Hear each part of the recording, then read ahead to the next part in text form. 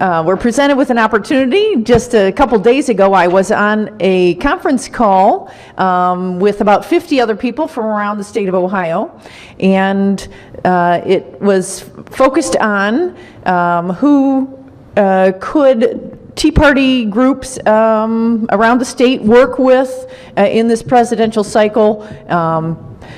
Because, yes, we do have a little kitty in our bank account, but I'm telling you, that wouldn't even get postcards out to Lorain County for any particular candidate. It costs way more than that. So, because Tea Parties generally are all volunteer organizations and we don't have a big fundraising method yet, we often will work with other groups when it comes to campaigns. So on Thursday night, a call was put together by Tom Zawasowski, and the NRA was the group that looks like several groups will be working with. So I'm pleased to invite David Conte today to talk a little bit about their organization and what's in the offing here.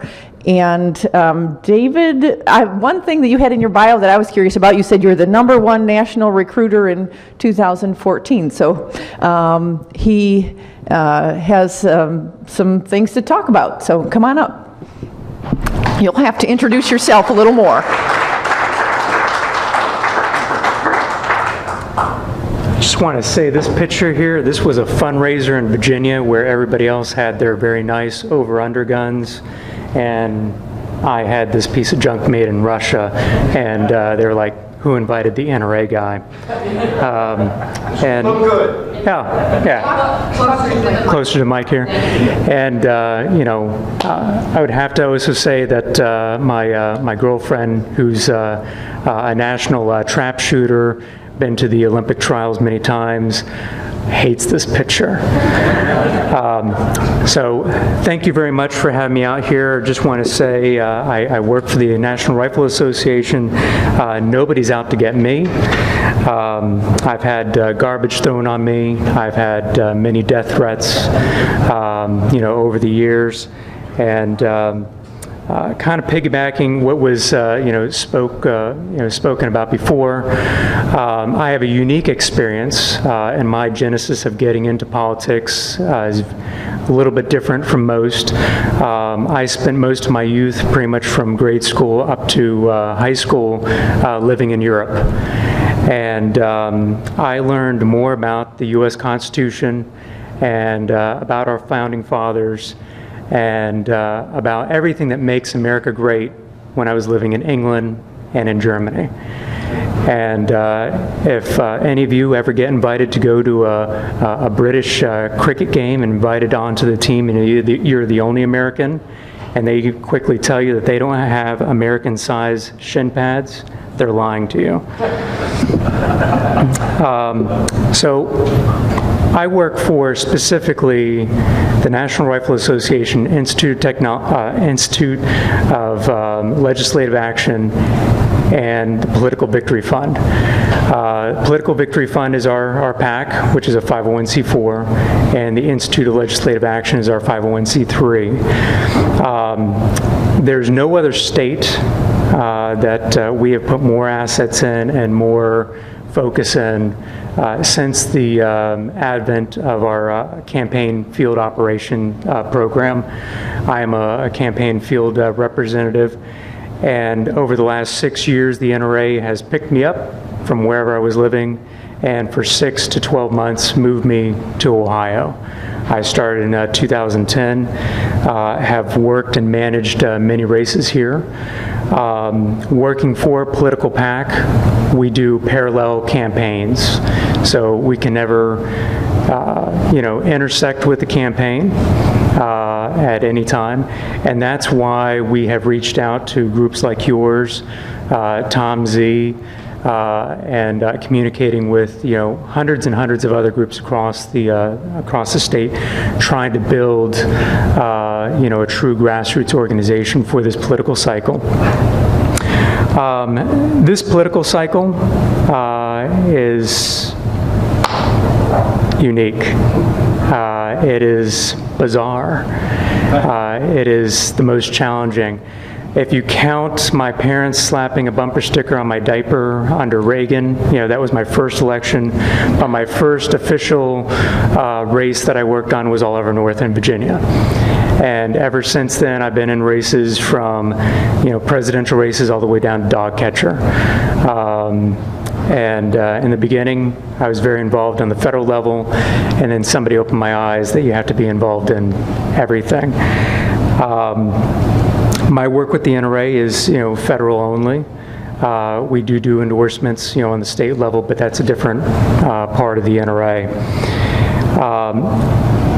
So what we're doing here, we are pretty much, to my knowledge, the only political PAC, national organization that has come into the state of Ohio supporting Donald Trump. Over the last couple months, we have been probing different demographics across the state, trying to see, where there is support. Donald Trump has opened up new groups of people that typically we just wouldn't have the time to try to access. Blue dog Democrats, union workers, and then of course all your typical subsects that are typically very supportive of the Second Amendment. We need as much help as possible, and I would like your help. We're doing a lot of volunteer voter outreach. We have brought in a lot of technology where groups like yours, you may not have the money. If you choose to, get, politically active, with the presidential race. We have been working on technology really for the last almost a decade now. This technology allows people to do voter outreach from home or get together either by phones or by door to door. We will have some limited events throughout Ohio. For me, here in Northeast Ohio, Summit County Fair, Canfield Fair, and then several gun shows throughout the area. And actually after this, I have to change and go to the Berea Gun Show for the weekend. What is on the line? It was briefly spoken before, the changing of words. I don't have to tell any of you the dangers of Hillary Clinton and what's at risk with the Supreme Court and all the federal judges that are on the line. As of, I believe, a couple weeks ago, I believe the president has appointed close to 300 federal judges. And whoever's the next president will be able to put 3 to 4 Supreme Court judges in. And it's that politicizing of words. The other side realizes that they can't do a frontal assault, as I like to say, charge of the light brigade against our Second Amendment rights. They have to do this slowly chipping away, and we're seeing that in several states, not just Ohio, but groups like Bloomberg in Nevada, Maine, and in 2014 in Washington State, changing those words, deceiving the public, and then getting laws or getting things passed through ballot initiatives. And now, like people in Washington State, they voted for something, to keep, firearms out of the hands of criminals. Sounds good. They voted for it. And now when husbands and wives, fathers and sons or daughters, friends go to a gun range, and one person hands that firearm to the other person to use, they're both now criminals. And so what they're trying to do is they're trying to go through the outline here where you don't notice, very subtle. Ultimately, what Hillary Clinton has talked about, of course, Australian, style, gun bans, taxes on firearms that harken back to the days of Jim Crow, 25% taxes.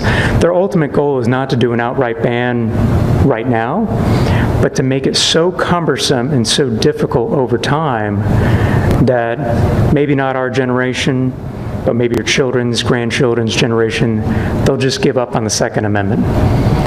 And we can't let that happen. We are staring, into the abyss right now.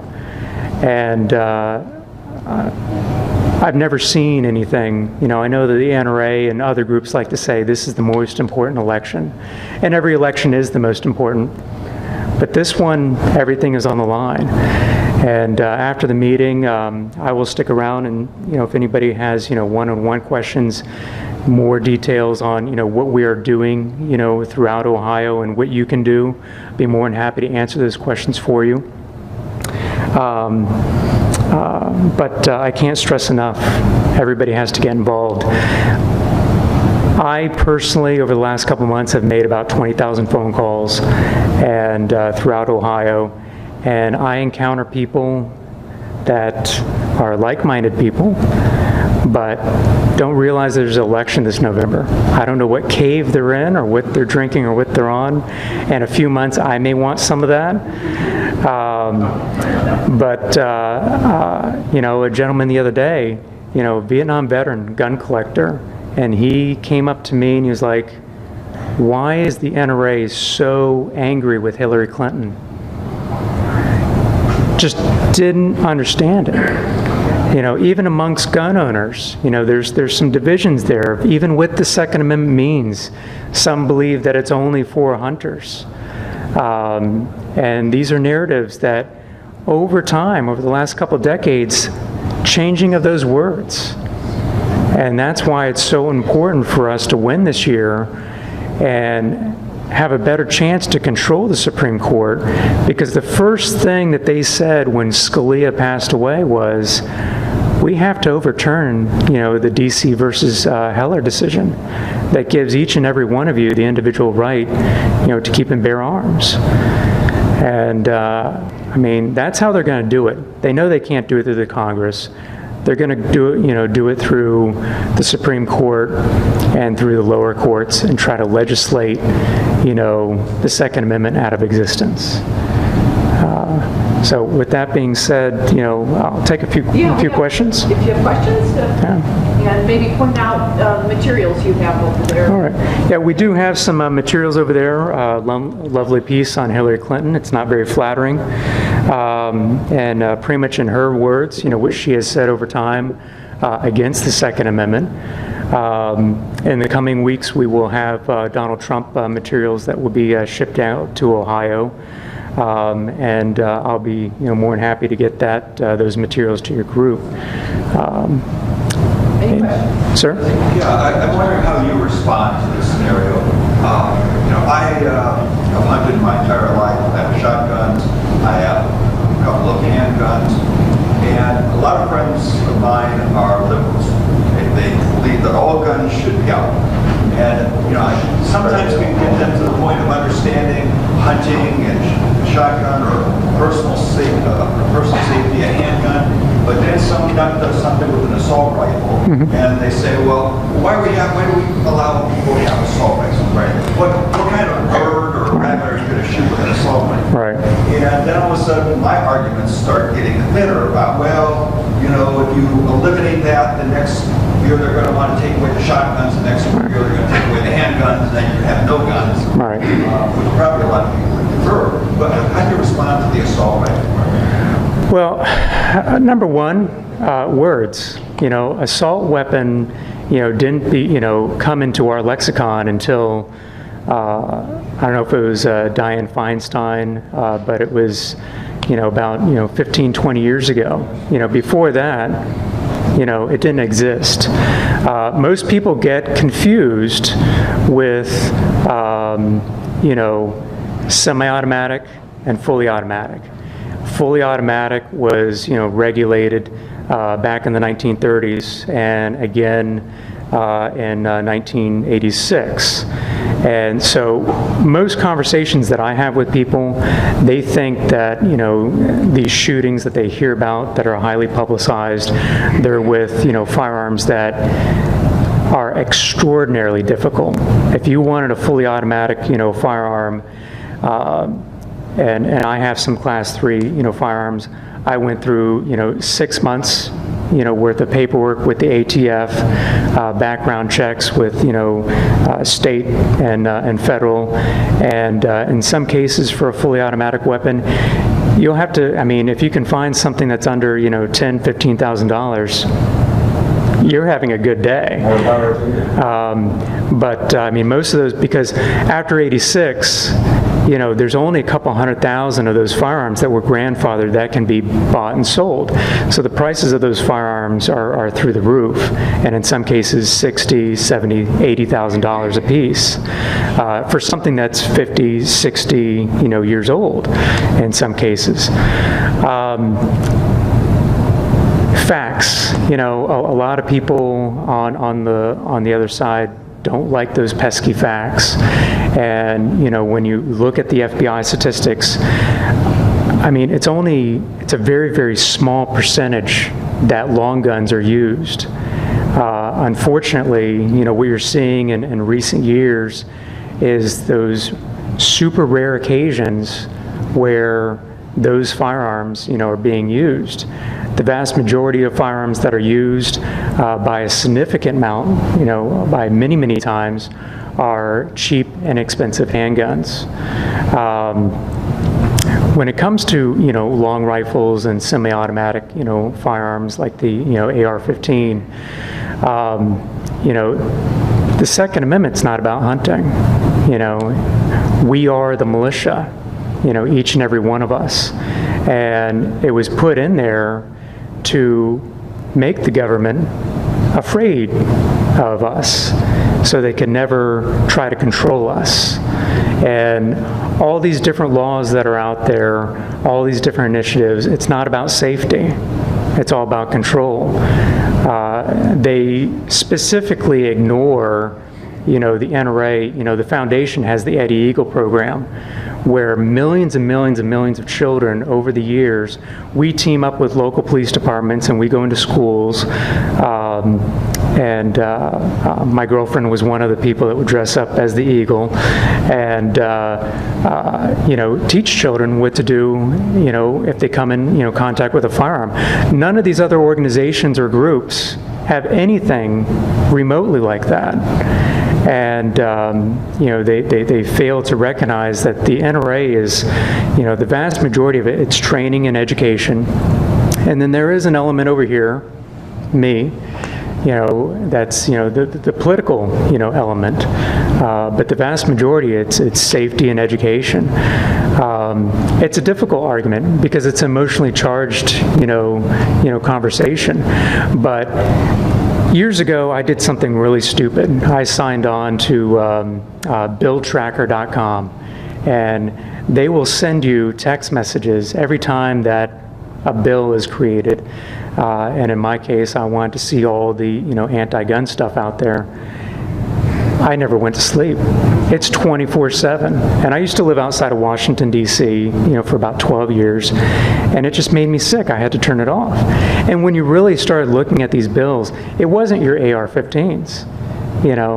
It was, that's the low-lying fruit, but it was also, your grandfather's shotgun, your lever action, your handgun. So, I mean, make no mistake, that's just the beginning.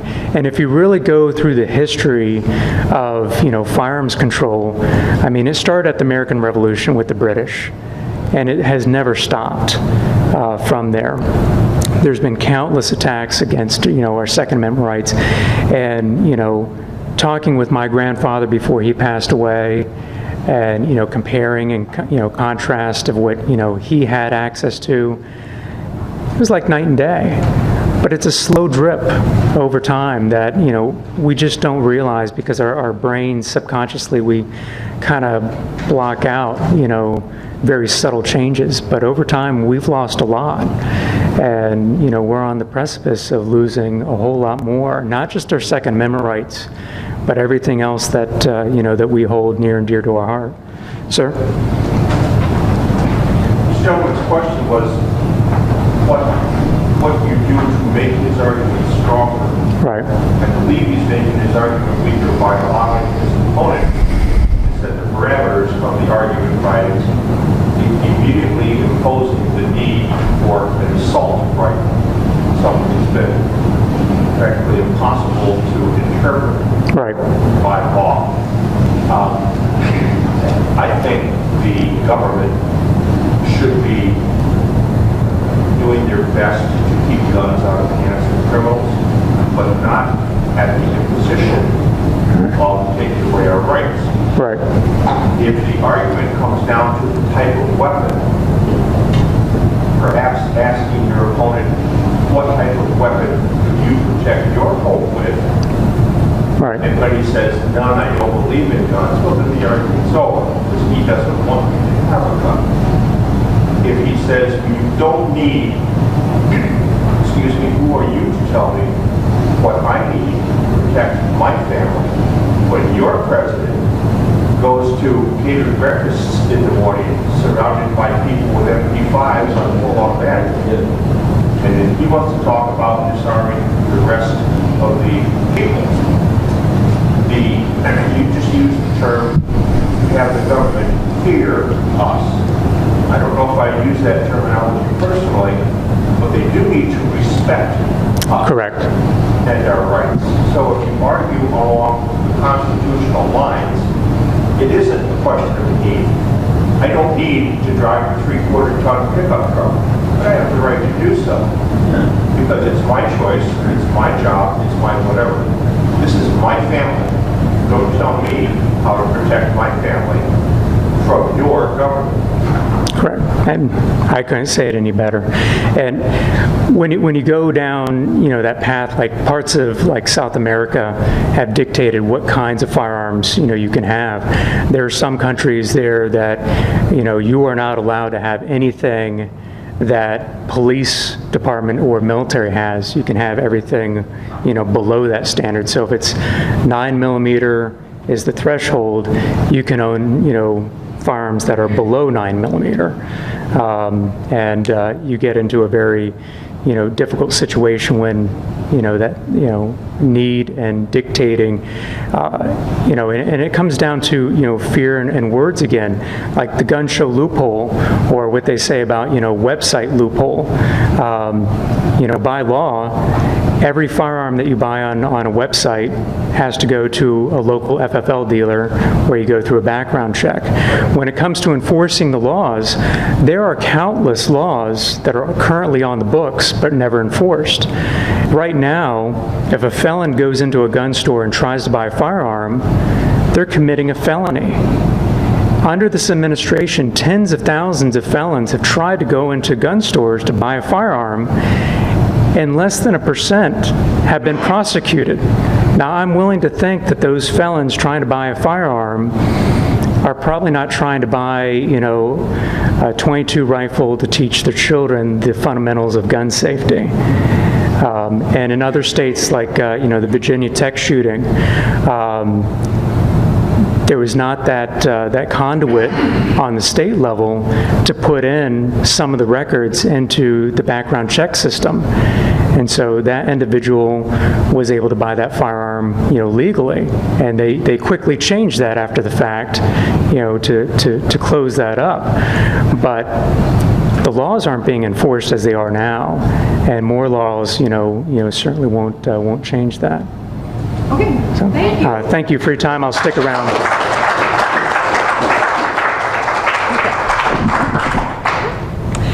He has a sign-up sheet if you'd like to get on his campaign. Please do so, and you'll be here for a few minutes if people want to talk to you. Okay, great.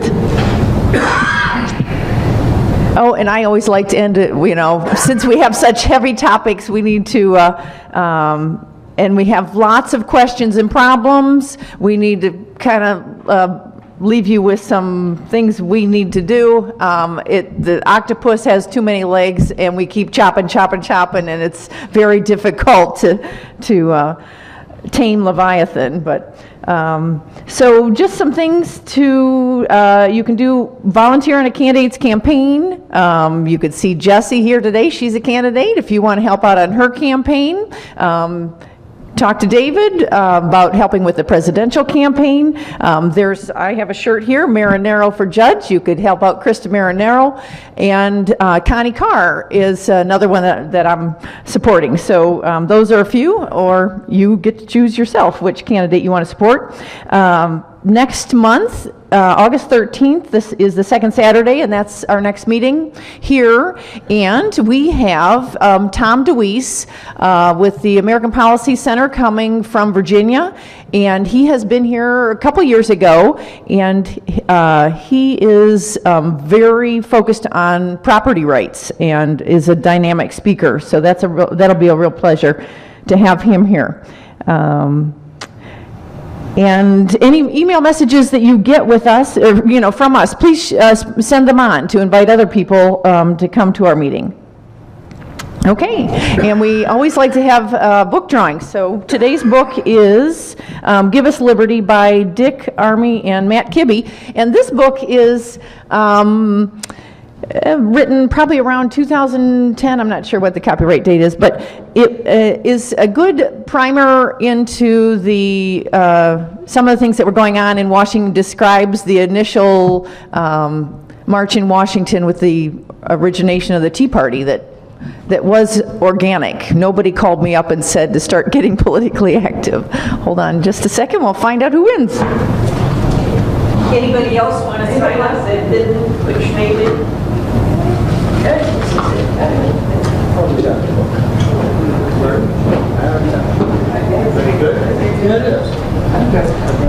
Is Ken Todd here? You are the winner. Okay. And, all right. Thank you very much.